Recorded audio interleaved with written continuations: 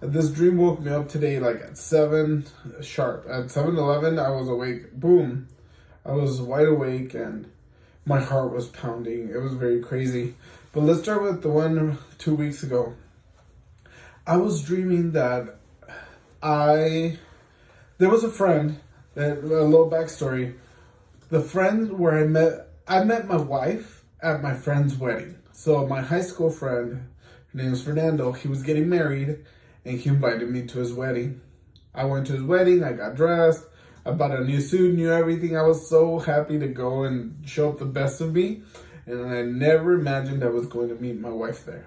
So anyways, in this dream that I had 2 weeks ago, this friend Fernando, I was going over to his house and I was talking with his family and they were offering me cocktails, like alcoholic beverages. And I was like, no, I don't drink. Fernando, you know I'm Christian. I don't want that.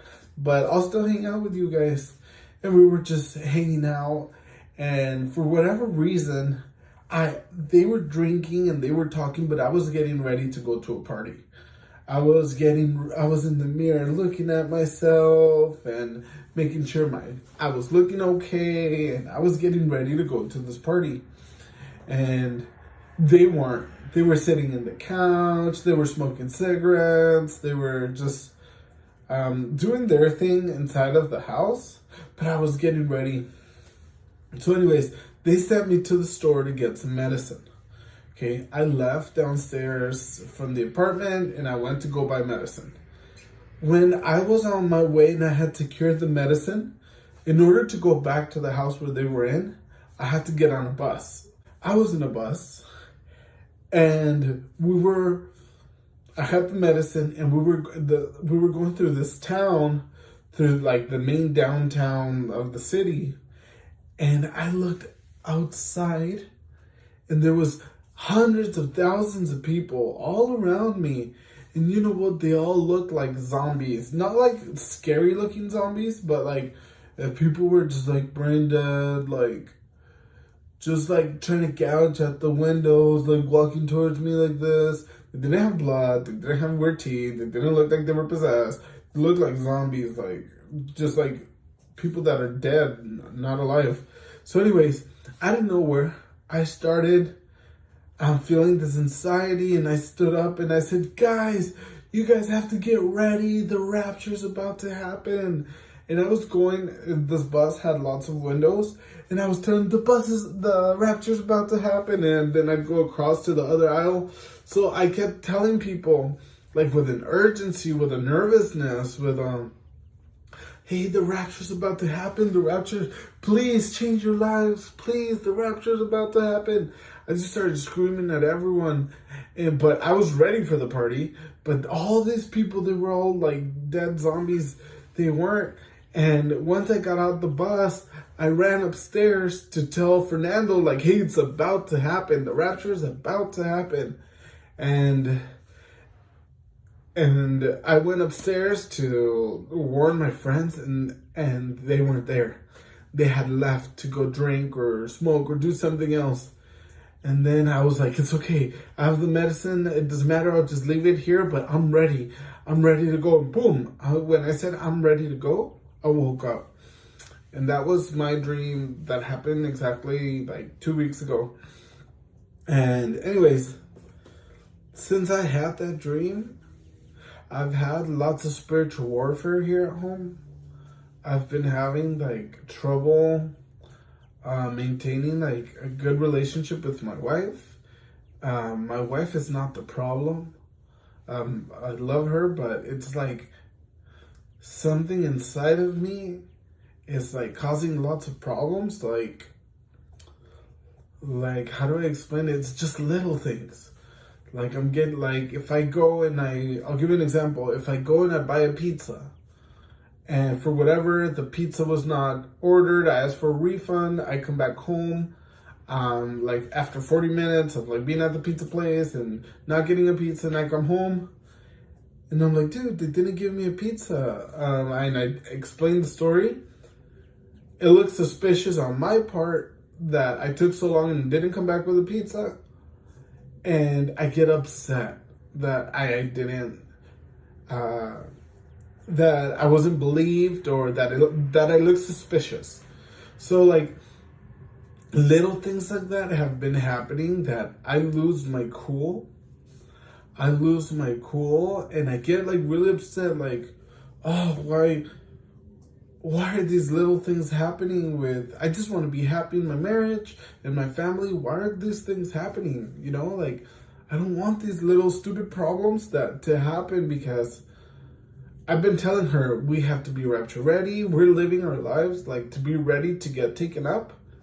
And all these little things, like, I really believe that it's spiritual warfare, trying to take away our joy, trying to take our peace, trying to get us to fight each other, because I believe we're in the end of times. So anyways, I fell asleep upset. And that's when this dream happened, the one that I'm about to tell you. I was at an airport with my wife, and the kids were not there. It was just me and her. The airport was in chaos, okay? For whatever reason, people knew I was a Christian, or they kept looking at me. Like everyone, I like, the airport's in chaos, everyone's running around, but no matter where I went, people kept looking at me with lots of hate. Like, I wanted to get it on a flight, or trying to get information on the computer, they would go and all surround me to look. Or they were just like mistreating me, and I was like, dude, I looked at her and I was like, we gotta go. We gotta get out of here. So then we ended up getting out of the airport, and I realized that everyone on the streets and everywhere was despair, and everyone was drinking alcohol. Like, everyone was drunk. Like, they were trying to like let go of their sadness. But here's the thing, they were so sad and I knew the rapture had happened, okay? Like, I just knew it. Like, I felt it. I knew we were left behind. But I realized that everyone was so drunk. But the rapture was something so strong that had happened that they weren't able to feel intoxicated. Like, I used to drink in the past. And when I used to drink, I was not caring. I was slappy. I was like, hey, happy drunk. Or even when I was sad and I was drinking, I would just drink and like fall asleep and forget about it, right? Anyways, these people could not sleep. These people could not forget about their sorrow. They knew that they were left behind, and they were just drinking, but they were, how do I tell you, like, their bodies were intoxicated, yes, but they couldn't lose themselves. They couldn't lose the fact that they just got left by the Lord. They couldn't lose the fact that that this major event in their life had happened, and no matter how much they drink, they would still be miserable and awake, like sharp in the sense that when you drink, you lose that sharpness, right? You know when you're sharp, you know what's going on, you know what just happened, like you know where you're going. Well, these people were operating vehicles. It was lawlessness everywhere. But these people were getting drunk, and the alcohol like wouldn't hit them. You could tell they were very drunk, their eyes super red and everything, but they were still sharp because the sadness that just occurred had affected them. So anyways, all these drunken, sad people, sorrowful people started teaming up with each other, like in groups. And they were out there searching for Christians, searching for people that were not like them. People like, there was people that were like nicer, like smiley, not smiley, but how do I explain it to you? They had a certain peace about them that these drunk people and these groups didn't have. So they were like rounding up all the Christians or all the people that looked happy and putting them like in like concentration camps. How do they look like? Imagine like a parking lot of like those apartment complexes, right? An apartment complex. Imagine like a squared apartment complex that has lots of apartments in the middle, lots in a parking lot on the sides, and there's like a gate. Okay, so what they were doing is they were throwing all the Christians inside the apartment complex building or parameters of the building, and we were all like in the parking structure. And what happened was that they would grab us and drag us and like put us in there, and then they would walk out. And I knew that something bad was going to happen. I knew that all the people that we were there at the apartment complex, that we were Christians, we knew God, we didn't walk right with the Lord. Something happened that He left, that He left us there. So we were all looking at each other, and even though there was chaos, we had hope, because we knew if we like got our heads cut off, we would go to heaven. But we were still feeling scared. That's the thing. We still had fear in us, but we had hope. And these people that were dragging us in there, they were just regular people that lived on the, like, in your communities that have nothing to do with the Lord. When God took everyone and left them, they didn't have any hope. And they're the ones that turned into the Christian killers. So the regular people that you see on the street that are not saved and got left behind, those people are the ones that turned into the Christian killers. And us Christians that were left behind, we were the ones getting put in these camps. So anyways, as they were bringing more people into the camp, I was starting to get anxious. I lost my wife by this time. Like, despair was starting to kick in, and I was looking like for a way out. And what I realized is that I found my wife. We were holding hands, and we were like, "Come on, let's pretend like we're one of them, one of the worldly people killing the Christians, and let's just escape." And when we got to the gate where people go in and out, it was the most horrific thing ever. Okay, it was like a man, a figure like 10 foot tall, 11 foot tall, with a dog that must have been like 400 pounds, like a huge dog, like bigger than a Great Dane. Like, imagine like a Rottweiler in black with red eyes, but so huge. And guess what?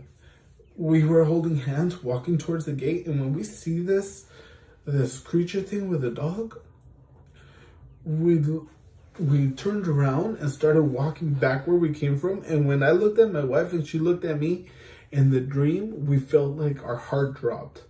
This fear just, boom. And we both looked at each other and said, "That's Satan himself."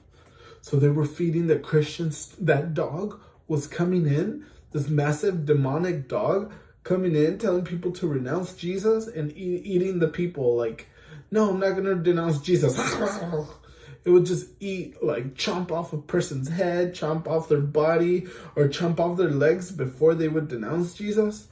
And it was just the most horrific thing that you could imagine. Just so visceral. So it wasn't like a dog here on earth that when they get some game or when they catch a rabbit, they like shake it around a little bit. It was like this dog just with hate. The force of it would just chomp off body parts and like destroy the Christians in an instant. And the devil had this dog, and the people that are in that were not saved, they worked for this creature. They were like the slaves of it. They would get the Christians for this thing. And me and my wife got separated, and I ended up running and getting away. And I went into this other like big building where the guy was like, "Hey, you're a Christian. Aren't you a Christian?" And I just ran and hid in a bathroom.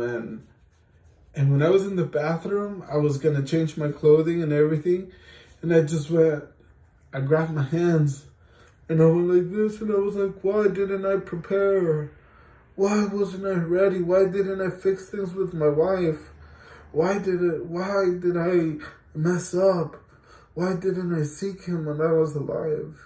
And right when I said that, why didn't I seek Him when I was alive? Boom, I wake up.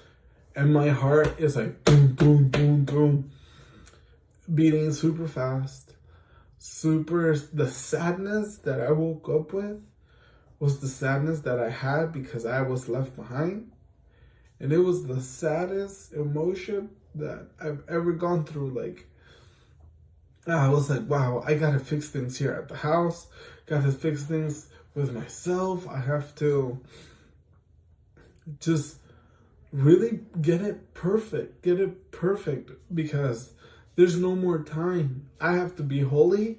I have to, no matter if someone calls me a name or whatever happens, I have to be like Jesus. Like, I have to be good and forgive them and remember that the time is short. And I'm here thinking about like starting this other company with my wife, and starting a school and the things that we want to do. And yes, I want to do it with all my heart. Yes. But something in my mind and my soul and my spirit tells me that time is up. Time is up. We could plan and desire and we could want. But the truth is, he's coming, okay? Today, so before doing this video, my wife was going to take a shower. I told her, I'm sorry for getting upset last night. I'm sorry for everything. You can go. My daughter just woke up. So anyways, told my wife I'm sorry, and she was taking a shower, right? I come back to the office. We have an office here at home, and I go and set up that computer because I had it in another room that I was using it. And I connected a mouse to it. And I needed to make sure that the touch part, like that the laser would work. And I would need to know if I needed to buy a mouse pad. So anyways, I clicked on random Bible verse. Okay. So I open up my browser and I have an icon for a random Bible verse. So like whenever something told the Lord, speak to me, tell me something. And boom, I click on that random Bible verse and it tells me. Anyways, I apologized to my wife in the shower. I came out. Everything's fixed. Everything's good. I told the Lord, thank you for letting me fix things, and that I want to do things right and get things going right. And then I set up the computer, connect the mouse, check if I need to buy a mouse pad, click on random Bible verse, and this verse came out. One second.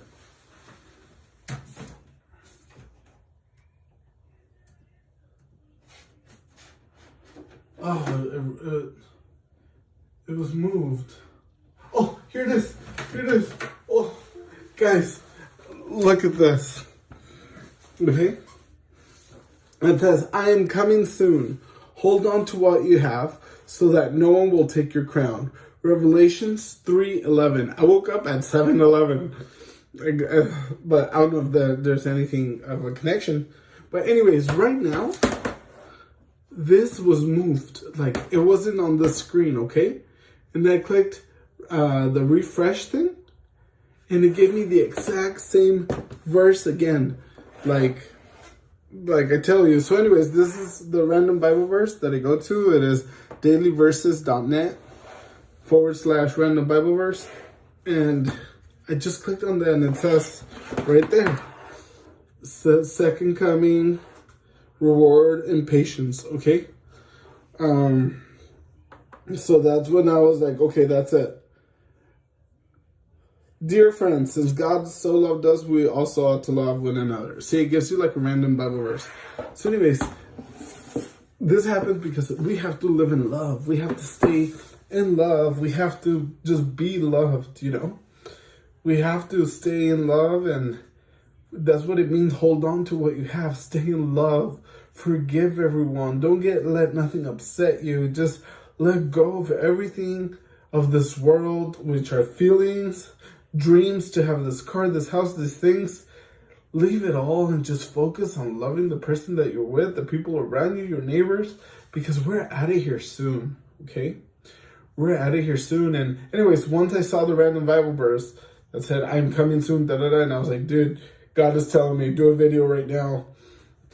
Do a video, and yeah, like, this is my rapture dreams that they're happening, and they're happening to a lot of people, and I really believe that God is warning us to get ready. So no matter what political mindset you have, what country you're from, what things are going on in your community, in your government, in your house. Remember, he is coming soon.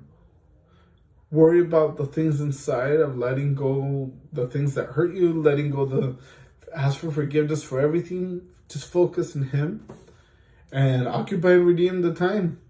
Occupy and redeem the time. But yeah, that is my rapture dreams / testimony. And I really hope that whoever listens to this is not an accident. God is telling you, hey, fix the little things, the relationship with your kids, the relationship with your husband, the relationship with your parents, the relationship with everyone. Just fix it. Okay, it doesn't matter if you lost money, if you lost assets, whatever it was, just fix it, forgive each other. Because we're not from this world. We're going back home. But you could lose your crown, okay? You could be left behind if you don't have these little things in order. God bless.